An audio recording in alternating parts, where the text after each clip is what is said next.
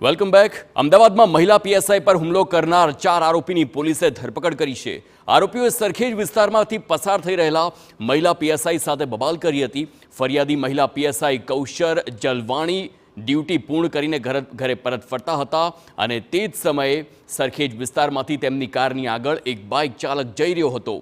Bike ચાલકે side ન આપતા મહિલા પીએસઆઈએ તેને હોર્ન માર્યા હતા અને આ દરમિયાન ઉશ્કેરાયેલ ટુ વ્હીલર ચાલક આરોપી અને તેની પત્ની અને પિતરાઈ ભાઈએ મળીને હોર્ન કેમ મારી રહી છે તેમ કહી મહિલા પીએસઆઈને અપશબ્દ બોલ્યા હતા। આરોપીઓએ મહિલા પીએસઆઈ સાથે બોલાચાલી કર્યા બાદ મારામારી કર્યાનો પણ આરોપ છે। તો બબાલને લઈ પીએસઆઈને બચાવવા વચ્ચે પડેલા અન્ય એક પીએસઆઈને પણ આરોપીઓએ માર માર્યો હોવાનો આરોપ છે। જે બાબતે વેજલપુર પોલીસ સ્ટેશને ગુનો નોંધાતા પોલીસે આરોપી મહેબૂબ અંસારી, તનવર અંસારી અને ખાલિદ અંસારી સહિત 4 લોકોની ધરપકડ કરી કાર્યવાહી હાથ ધરી છે।